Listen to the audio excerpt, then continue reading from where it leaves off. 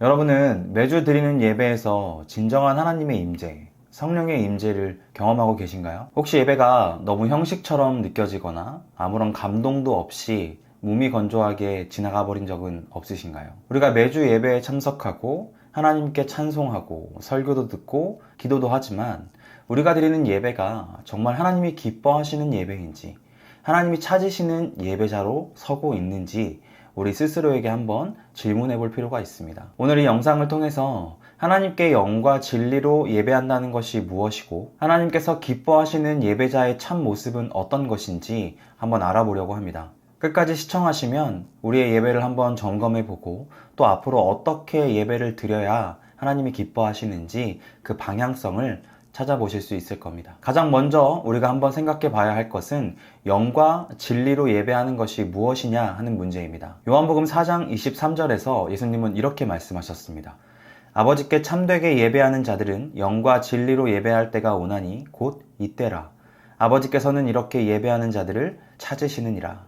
그리고 그 다음 구절인 요한복음 4장 24절에서도 이렇게 말씀하시죠. 하나님은 영이시니 예배하는 자가 영과 진리로 예배할지니라. 이 짧은 두 구절 안에 영과 진리로 예배한다라는 뜻이 무려 3번이나 반복되고 있습니다. 그만큼 이것이 너무나 중요하다는 뜻이겠죠. 그리고 우리가 왜 영과 진리로 예배해야 하는지 그 이유도 분명하게 나오고 있습니다. 하나님이 영이시기 때문입니다. 영이신 하나님께서 우리도 영으로 예배하길 원하신다는 거죠. 여기서 말하는 영으로 예배한다는 것은 무슨 뜻일까? 먼저 기억해야 할 것은 예배는 오직 사람만이 드릴 수 있다는 것입니다. 하나님께서 세상을 창조하실 때 모든 피조물과는 다르게 사람만 구별하여 하나님의 형상대로 창조하셨기 때문입니다. 창세기 2장 7절은 하나님께서 사람을 어떻게 영적인 존재로 지으셨는지 그것을 묘사하고 있는데 여호와 하나님이 땅의 흙으로 사람을 지으시고 생기를 그 코에 불어넣으시니 사람이 생명이 되니라. 흙으로 사람의 형체를 만드시고 그 흙으로 된 형체에 하나님께서 생기를 불어넣으시자 사람이 생명이 되었다고 성경은 기록하고 있습니다. 하나님의 생기로 말미암아 인간이 영적인 존재가 되었다는 것입니다. 이처럼 우리는 본질적으로 영적인 존재입니다. 사람만이 유일하게 영적인 존재예요. 그래서 사람만이 하나님을 영으로 영적 예배로 하나님께 나아갈 수 있게 되는 것입니다. 또한 하나님께서 친히 자신의 생기를 불어넣으심으로 자신과 같은 영적인 존재로 사람을 창조하신 이유 역시 예배 때문입니다. 당신이 사람에게 예배 받으시기 위해서 우리를 그런 존재로 지으신 거예요. 이사야 43장 21절 말씀에 보니까 하나님이 인간을 왜 창조하셨는지 그 목적에 대해서 이야기하고 있는데 이 백성은 내가 나를 위하여 지었나니 나를 찬송하게 하려 함이니라. 다시 말해 하나님은 우리를 지으신 이유가 하나님께서 우리를 통해 찬송과 찬양을 받기 위해 우리를 창조하셨다는 것입니다. 우리는 하나님께 예배드리기 위해 존재하고 그 목적으로 지음받았다는 뜻이죠. 그러니 우리는 당연히 우리의 모든 것을 다해 전인격적으로 하나님을 예배해야 합니다. 예수님께서 말씀하신 영으로 예배한다는 것은 우리에게 주신 하나님의 영, 그 하나님의 영으로 우리의 모든 것을 다하여서 하나님께 예배해야 한다는 뜻입니다. 그렇다면 진리로 예배한다는 것은 또 무엇일까요? 보통 진리라는 것은 성경에서 하나님의 말씀을 지칭합니다. 그러니까 영과 진리로 예배한다는 것은 하나님께서 우리에게 불어넣어 주신 영으로 하나님이 우리에게 친히 남겨주신 하나님의 말씀에 근거하여서 하나님께 경배와 찬양과 경외함을 올려드리며 그 말씀만을 붙잡고 하나님을 온전히 경배하는 시간이 바로 예배입니다. 사도 바울은 로마서 12장 1절에서 우리 모든 예배자가 어떤 자세로 하나님께 예배해야 하는지 그 예배의 자세에 대해 권면하고 있는데요. 그러므로 형제들아 내가 하나님의 모든 자비하심으로 너희를 권하노니 너희 몸을 하나님이 기뻐하시는 거룩한 산 제물로 드리라. 이는 너희가 드릴 영적 예배니라. 즉 우리의 몸을 우리의 모든 것을 하나님께 산 제물로 드려야 한다는 것입니다. 이것은 곧 우리 삶 전체를 하나님께 드리라는 의미겠죠. 이것이 바로 하나님이 기뻐하시는 영적인 예배라고 성경은 우리에게 증거하고 있습니다. 진정한 예배는요, 형식적인 어떤 의식을 치르는 것이 아니라 지금 나에게 주어진 모든 것이 하나님으로부터 왔으며 하나님께로부터 왔기 때문에 나에게 주어진 모든 것을 다시금 하나님께 내어드리는 온전한 순종과 또 굴복의 행위인 것이죠. 예배 시간은요, 하나님 앞에 무릎을 꿇고 나의 모든 것 주인 되시는 그 하나님께 온전히 경외함을 드러내는 시간입니다. 심지어는 내 생명까지 아낌없이 드리겠다는 각오와 함께 자기 부인과 자기 포기를 동반하여 내 삶의 주인은 온전히 하나님이시라는 것을 인정하는 그런 고백의 시간인 겁니다. 우리가 이런 마음으로 하나님께 예배할 때 비로소 우리의 예배가 하나님이 기뻐하시는 온전한 예배가 되는 것이죠. 하지만 문제가 있습니다. 과연 이런 예배를 우리 힘으로 드릴 수 있을까요? 다들 아시겠지만 우리 인간은 죄인입니다. 태어나면서부터 원죄를 가지고 태어나고요. 그 원죄는 사람을 전적 타락하고 전적으로 부패하게 만들었어요.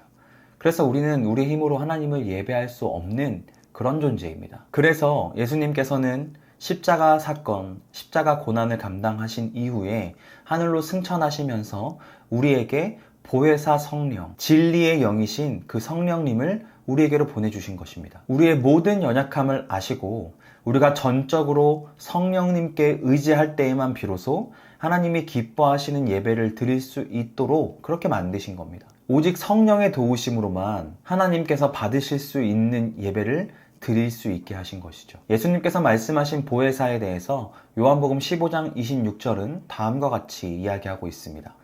내가 아버지께로부터 너희에게 보낼 보혜사 곧 아버지께로부터 나오시는 진리의 성령이 오실 때에 그가 나를 증언하실 것이요. 결국 예수님께서 요한복음 4장에 영과 진리로 예배할 때가 온다 라고 말씀하신 것은 예수님의 십자가 사건 이후 우리에게 성령을 보내주셔서 이제는 누구든지 성령의 도우심을 받아 영과 진리로 하나님을 예배할 수 있을 때가 온다는 말입니다. 이제는 누구든지 성령의 도우심으로 영과 진리로 예배할 수 있게 되었다는 뜻입니다. 좋은 교회란 바로 이런 예배의 본질을 분명히 알고 하나님이 기뻐하시는 예배, 하나님이 어떤 예배를 기뻐하시는지 그 방향으로 올바르게 나아가는 교회입니다. 우리의 예배는 우리의 힘과 노력으로 드리는 것이 아니라 오직 성령의 임재하심으로 드려져야 합니다. 성령의 임재가 없는 예배는 더 이상 진정한 예배가 아닌 것입니다. 이쯤에서 궁금해집니다. 그렇다면 성령의 임재가 있는 예배는 어떤 모습일까? 어떤 예배가 성령 충만한 예배일까? 우리가 여러 가지로 살펴볼 수 있겠지만 성경에서 찾아보는 게 가장 정확하겠죠. 사도행전 2장에는요, 예수님이 승천하신 이후에 함께 모여 초대교회에 성령께서 임하셨던 오순절 마갈다락방 사건이 기록되어 있습니다. 사도행전 2장 1절부터 4절까지의 말씀을 한번 보겠습니다. 오순절 날이 이미 이름에 그들이 다 같이 한 곳에 모였더니 호련히 하늘로부터 급하고 강한 바람 같은 소리가 있어 그들이 앉은 온 집에 가득하며 마치 불의 혀처럼 갈라지는 것들이 그들에게 보여 각 사람 위에 하나씩 임하여 있더니 그들이 다 성령의 충만함을 받고 성령이 말하게 하심을 따라 다른 언어들로 말하기를 시작하니라. 많은 분들이 이 본문을 읽을 때 방언에만 주목하는데요. 자세히 보면 다양한 형태의 성령이 임재하는 모습을 찾아볼 수 있습니다. 갑자기 하늘로부터 나는 폭풍 같은 바람 소리가 그들 온 가운데 가득했으며 눈으로 볼 수 있게 마치 불의 혀처럼 갈라지는 것들, 불꽃처럼 보이는 것들이 각 사람의 머리 위에 임하여 있었다고 해요. 그리고 나서는 모든 사람들이 성령의 충만함을 받아 성령의 말하게 하심을 따라 방언으로, 다른 언어로 기도하기 시작한 것이죠. 여기서 우리가 주목해야 할 점은 성령의 충만한 임재하심은요, 그곳에 있던 모든 사람들이 스스로 충분히 인식할 수 있는 형태로 하나님께서 임재하셨다는 것입니다. 성령께서 강력하게 임재하실 때 아무런 느낌도 없고 감흥도 없이 그렇게 스쳐 지나가는 경우는 없습니다. 그 자리에 있던 초대교회 공동체원 모두가 강력한 성령의 임재하심을 느꼈으며 동시에 각 개인도 마음속에서 뜨거운 불처럼 느껴지는 무엇인가를 경험했을 것입니다. 이러한 강력한 성령의 임재 가운데 사람들이 어떻게 반응했는지도 너무나 중요합니다. 같은 사도행전 2장의 42절을 보면 초대교회 성도들이 성령의 충만함 이후에 무엇을 했는지 자세하게 기록되어 있습니다. 그들이 사도의 가르침을 받아 서로 교제하고 떡을 떼며 오로지 기도하기를 힘쓰니라. 성령께서 강력하게 임재하시자 그들이 곧바로 사도의 가르침, 곧 하나님의 말씀을 함께 받고 서로 떡을 떼며 교제하고 오로지 기도하기에 힘썼다고 합니다. 다시 말해 초대교회의 첫 예배 공동체는 성령 충만한 예배를 드릴 때 가만히 있지 않았다는 거예요. 모두가 하나님의 임재를 강력하게 깨달았고 저마다 어떤 방식으로든 그 성령의 임재에 반응했다는 것입니다. 어떤 이들은 방언으로 하나님을 찬미했고 어떤 이들은 기도에 전념했습니다. 또 누군가는 다른 지체를 돌아보며 서로 위로하고 격려했습니다. 47절에 보면 그들 모두가 하나님을 찬송하면서 그 하나님의 위대함 앞에 모두가 다 경외한 마음으로 엎드려 경배한 것을 볼 수 있습니다. 이처럼 사도행전 2장은 성령의 충만함을 받은 초대교회 성도들이 각기 다른 모습으로 하나님께 반응하는 모습을 그려주고 있습니다. 성령의 임재가 강력할 때 사람들은 결코 가만히 있을 수 없고 어떤 방식으로든 하나님 앞에 반응할 수밖에 없게 된다는 것입니다. 이것이 성령의 임재 가운데 예배하는 성도들의 모습입니다. 그럼 이제 우리의 예배를 한번 돌아봅시다. 우리의 현실을 한번 떠올려 볼까요? 우리가 드리고 있는 예배는 과연 어떻습니까? 여러분은 지금까지 성령의 임재가 가득한 예배를 얼마나 드려보셨나요? 매주 예배를 드리면서 하나님의 성령께서 여러분의 마음을 터치하시고 만지시는 그런 놀라운 역사를 경험하면서 예배드리고 계십니까? 물론 여기서 말씀드리는 성령의 임재가 꼭 방언을 하거나 어떤 초자연적인 현상이 나타나야 한다고 이런 얘기를 드리는 게 아닙니다. 그런 특정 은사나 어떤 초자연적인 현상만이 성령의 임재의 증거라고 오해하지 않으시기를 바랍니다. 또 한국교회 예배가 지금 잘못됐다 이런 비판을 하려고 하는 것도 아닙니다. 다만 우리가 매주 드리고 있는 예배, 그 예배의 참된 의미와 우리의 마음가짐을 분명하게 점검해 보자는 거예요.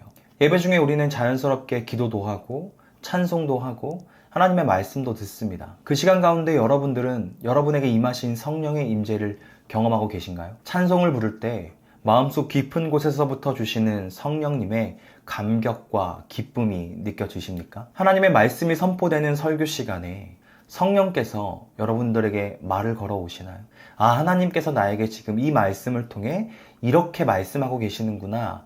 이걸 느끼며 설교를 듣고 계십니까? 함께 드리는 기도의 시간에 성령의 도우심을 구하며 연약하여 아무것도 할 수 없는 자신의 무력함 앞에 정말이지 간절한 마음으로 하나님께 간구하며 기도하며 나아가십니까? 우리는 주일마다 그리고 주중에도 예배를 드린다라고 그렇게 이야기하지만 솔직히 그저 예배 형식에 참여했을 뿐 아무런 감동과 감격도 없이 몸이 건조하게 예배를 끝마칠 때가 너무나 많습니다. 이렇게 마음에 아무런 감격도 없고 아무런 감흥도 없고 느껴지는 것도 없는 몸이 건조한 예배를 드렸으면서 그 예배를 하나님이 기뻐하셨다, 하나님이 받으셨다 라고 단언할 수 있을까요? 여러분, 진정한 예배, 성령 충만한 예배 가운데서는 우리의 내적인 변화가 반드시 일어날 수밖에 없습니다. 그리고 그 변화로 인해 우리는 겉으로 드러나는 반응을 할 수밖에 없는 거예요. 예배를 통해 하나님의 말씀으로 내 삶을 돌아보는 회개와 성찰이 일어나고 하나님의 위대하심을 깨달아 경외감에 사로잡히기도 합니다. 또 예배를 드리다 보면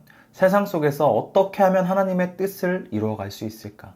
내가 어떻게 하나님께 쓰임받을 수 있을까? 그 열망으로 가득 차게 됩니다. 나같이 부족한 사람도 하나님께서 쓰신다는 감격과 기쁨이 밀려오기도 하죠. 창조주 하나님께서 내 삶에 일거수일투족을 함께 하신다는 그 감격 때문에 마음속 깊은 곳에서부터 감사가 솟아오르기도 합니다. 이렇듯 겉으로 드러나는 어떤 초자연적인 신비한 현상이 없더라도 예배 가운데 우리 마음과 생각과 의지가 변화되는 놀라운 경험이 일어난다면 그것이 곧 성령의 강력한 임재가 일어난 증거가 아니겠습니까? 그리고 그런 예배를 드리면서 어떻게 가만히 앉아 있을 수가 있겠습니까? 어떻게 침묵하고 몸이 건조하게 예배드릴 수 있겠습니까? 어떤 형태로든 하나님께 반응할 수밖에 없는 거예요.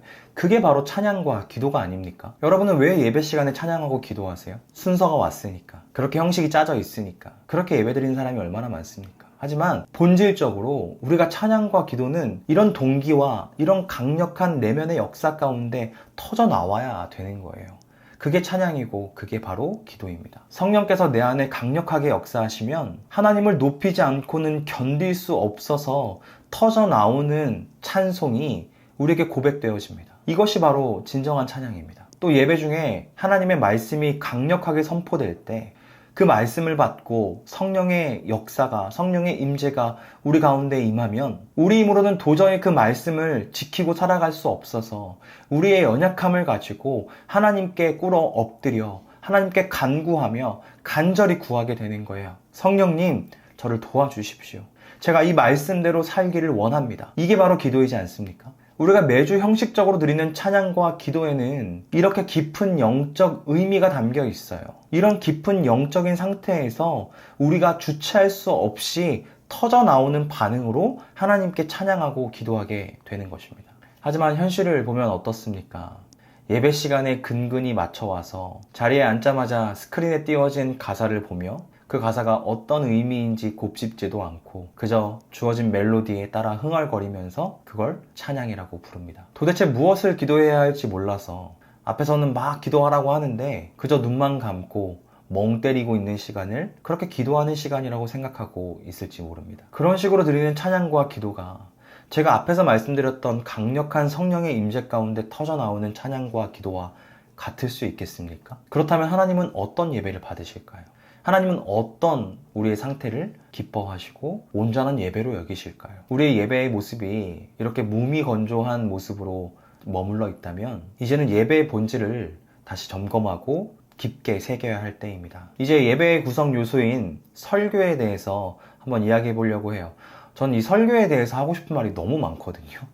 저는 목회자이다 보니까 이 설교 부분을 짚고 넘어가지 않을 수가 없습니다. 우리가 드리는 예배 시간에 설교의 역할이 무엇이며 회중은 이 설교에 어떻게 반응해야 되는지 한번 말씀드려 보겠습니다. 먼저 질문 한번 드려볼게요. 여러분, 설교가 무엇입니까? 이 질문에 많은 크리스천들이 아마 이렇게 대답할 거예요. 설교는 하나님의 말씀을 대언하는 시간입니다. 하나님의 말씀이 선포되는 시간입니다. 절대 틀린 말이 아닙니다. 그런데 이렇게만 설교의 정의를 내리다 보니까 예배드리는 회중들, 그러니까 설교하는 목회자는 아주 능동적이고 적극적이지만 예배드리는 회중들은 굉장히 수동적으로 말씀을 듣기만 하는 것에 머물러 있는 걸 봐요. 그리고 그것이 예배자의 참된 모습이라고 생각하기 쉽습니다. 이런 인식이 널리 퍼져 있다 보니 한국 교회의 예배에서 설교의 비중이 너무 크고요. 회중은 지나치게 수동적인 어떤 그런 존재가 되어버렸습니다. 보통 약 1시간에서 1시간 30분 정도 예배를 드리잖아요.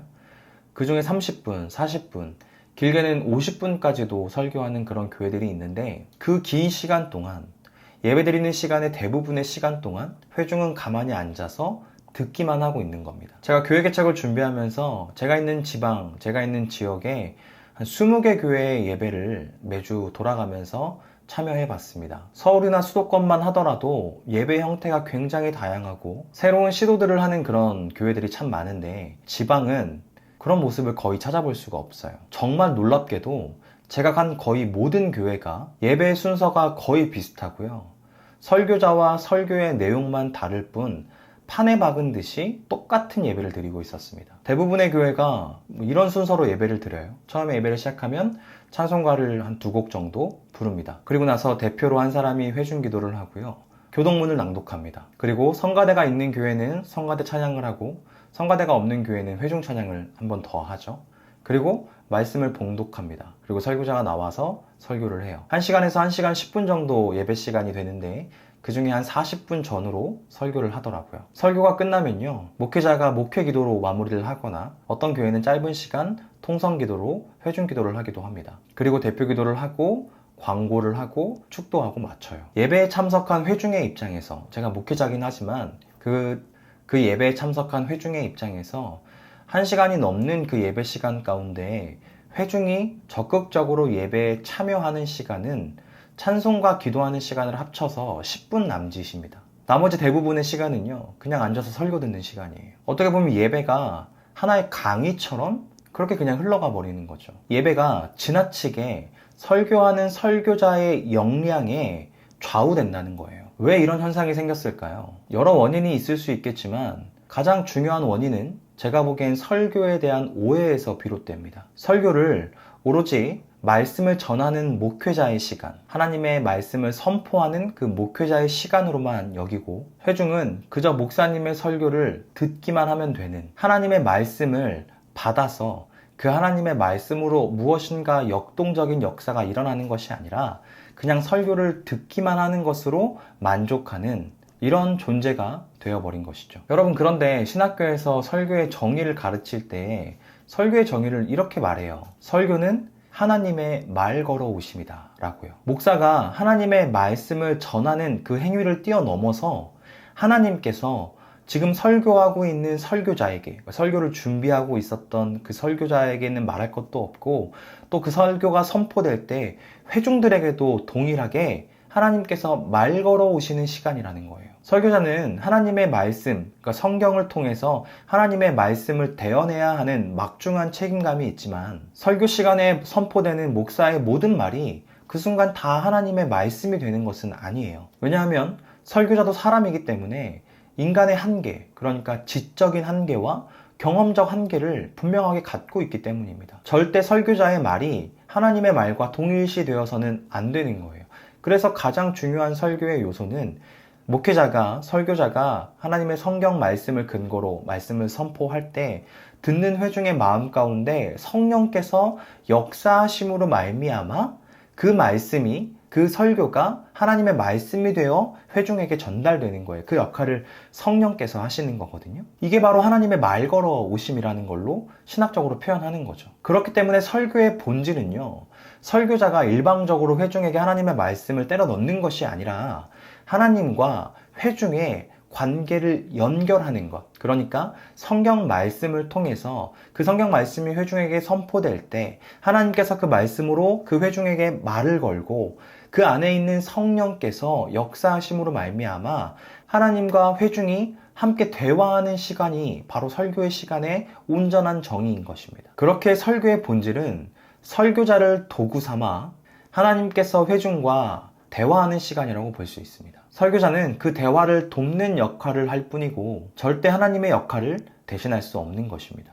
생각해 보세요. 여러분, 설교자는 일주일 내내 온 마음과 정성을 다하여 온 정신을 집중해서 하나님의 말씀에 포커싱을 맞추고 살아갑니다. 그 일련의 과정 가운데 하나님께서 성경 말씀을 통해 설교자에게 계속 말을 걸어 오시는 거예요. 또 그것을 통해서 가르쳐 주시고 때로는 삶을 책망하시면서 더 깊은 깨달음으로 나아갈 수 있도록 하시는 것입니다.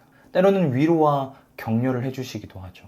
설교자가 설교의 중요성을 더 깊이 인식하고 더 깊은 묵상으로 들어갈수록 하나님과 더 깊은 교제를 나누게 되고요. 그래서 설교자 본인의 삶과 심령이 먼저 변화되는 것입니다. 그렇게 먼저 설교자가 하나님의 말씀 앞에 엎드려 하나님께 은혜를 구하고 하나님께서 계속해서 깨닫게 하시는 그런 말 걸어 오심을 통해서 하나님께서 교회해 주시고자 하는 메시지가 무엇인지를 비로소 설교자는 깨닫게 되는 것이죠. 그래서 흔히들 이렇게 이야기하잖아요. 설교 시간에 가장 은혜 받는 사람은 설교자 자신이라고 말입니다. 많은 목회자들이요, 자기가 설교 잘하는 줄 알아요. 이런 것 때문에 그런 거예요. 설교하면서 본인이 감동받거든요. 설교를 선포하면서 마음이 뜨거워지고 때로는 감격의 눈물이 쏟아지기도 하거든요. 왜냐하면 설교자가 하나님의 말씀을 준비하는 그 긴 시간 동안 계속해서 하나님과 교제하고 또 계속해서 하나님의 말 걸어오심을 통해서 하나님이 깨닫게 하시는 많은 것들을 경험했기 때문입니다. 설교자 본인은 오랜 시간 동안 갈고 닦은 그 말씀을 그 설교 시간에 한 번에 쏟아 놓으니 본인은 감동받고 본인은 굉장히 은혜스럽겠죠. 그런데 여기서 제가 생각하기에는 굉장히 치명적인 문제가 발생합니다. 목회자는 그런 긴 시간을 통해서 충분히 은혜받고 감동받을 수 있는데 회중은 그것에 공감하기에는 그 시간이 너무 짧다는 거죠. 회중에게는 설교자처럼 그렇게 충분히 하나님과 영적인 교제를 할 수 있는 그런 충분한 시간이 주어지지 않는다는 거예요. 예배 시간에. 회중은 설교 시간에 선포되는 그 내용을 따라가기 바쁩니다. 설교를 듣다 보면 어느 한 말씀에 딱 꽂혀서 그 하나님께서 지금 그 말씀을 통해서 나에게 말 걸어 오시는 듯한 그런 경험을 할 때가 있는데 사실 그 순간이 굉장히 중요한 거죠. 하나님이 지금 설교를 통해서 한 회중에게, 한 사람에게 지금 말을 거신 거잖아요. 이상적인 경우라면 그 사람은 그 즉시 그 받은 말씀을 가지고 하나님 앞에 나아가야 돼요. 지금 자신에게 주신 그 하나님의 말씀으로 하나님 앞에 나아가서 응답해야 되는 거죠. 그 말씀을 잊지 않고 새기고 싶어 기도하게 될 거예요. 그런데 대부분의 교회의 현실 예배에선 그런 틈이 없습니다. 설교자는 계속해서 다음 내용을 전하고 있으니까요. 준비한 내용을 계속 전하고 있으니까요. 회중이 설교 도중에 지금 자신에게 말 걸어오신 그 하나님께 충분히 응답하고 또 반응할 수 있는 어떤 그런 시간적 여유가 예배 시간에 보장되지 않는 경우가 너무 많다는 거죠. 저는 그래서요, 회중이 하나님의 말 걸어오심에 응답하는 그 시간도 설교의 한 부분이라고 생각합니다. 설교 시간은요, 설교자가 하나님의 말씀으로 선포하는 그 시간만큼이나 회중이 그 말씀을 받아서 하나님 앞에 반응하는 시간도 너무 중요한 거예요. 많은 교회들이 설교 이후에 찬양과 기도로 나아가는 이유입니다. 어떤 교회에서는 설교 이후에 결단 찬양을 하거나 또 통성기도, 회중기도로 하나님께 나아가는데 저는 이 모든 시간이 사실상 설교의 시간이라고 생각합니다. 왜냐하면 하나님께서 말씀하셨으면 이제 회중이 하나님께 응답할 차례이기 때문이죠. 안타깝게도 상당수 교회에서요, 목사님 혼자 30분에서 40분 동안 설교하고 바로 짧게 마무리 기도 한번 하고 곧장 광고와 또 축도로 예배를 마치는 경우가 많습니다. 그러면 도대체 회중은 언제 하나님께 반응해야 하나요? 조금 극단적으로 말하자면 하나님께서 지금 회중에게 말을 걸어 오고 계시는데 예배 인도자는, 지금 설교하는 목사는 그 사실을 전혀 고려하지 않고 일방적으로 예배를 끝내버리는 셈입니다. 결국 하나님께서 내게 주신 그 말씀, 그 참 의미를 곱씹어 볼 여유도 없이 예배가 일방적으로 끝나버리니 회중은 응답, 더 깊은 자리로 들어가는 하나님과의 교제 시간으로 들어가기는커녕 하나님이 자신에게 뭔가 말씀하셨다는 사실조차 인식하지 못하고 그 예배 자리를 떠나버리는 상황이 발생하게 됩니다. 이런 예배가 현재 많은 한국 교회에서 반복되고 있는 예배의 모습입니다. 다시 처음으로 돌아가 생각해 봅시다.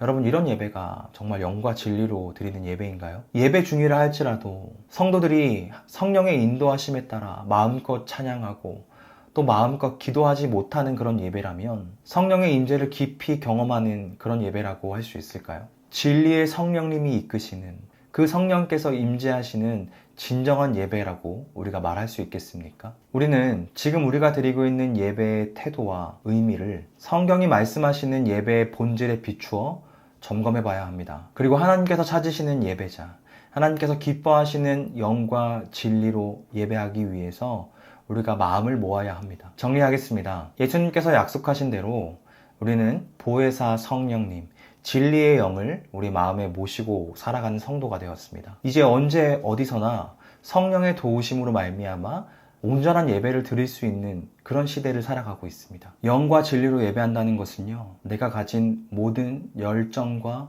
진심을 다해서, 그리고 하나님의 말씀이라는 그 기준 위에서 우리에게 허락하신, 우리에게 불어넣어 주신 그 하나님의 영으로, 오직 성령의 임재하심과 역사하심으로 하나님을 경외하는 것입니다. 좋은 교회란 이런 참된 예배가 살아있는 교회입니다. 하나님께서 기뻐하시는 예배, 곧 영과 진리로 예배하는 것을 사모하고 또 그 방향성으로 나아가는 교회입니다. 우리 각자도 지금 우리가 드리고 있는 예배 현실을 한번 돌아보고 혹시 형식적이고 또 관습적인 그런 예배를 드리고 있다면 이제는 예배의 본질을 회복하기 위해 힘써야 할 때입니다. 예배 때마다 성령의 충만한 임재를 구하고 또 전인격적으로 내 모든 것을 다해 하나님을 기뻐하고 하나님을 예배하는 참된 예배자가 되어야겠습니다. 하나님은 오늘도 영과 진리로 예배하는 자들을 찾고 계십니다. 이 영상이 여러분이 하나님이 기뻐하시는 예배를 드리고 우리의 교회가, 우리의 예배가 성령으로 충만한 예배로 나아가는데 조금이나마 도움이 되시기를 바랍니다. 우리 모두 하나님이 찾으시는 그 참된 예배자, 그 한 사람이 되어 하나님이 기뻐하시는 아름다운 교회를 함께 세워나가게 되시기를 바랍니다.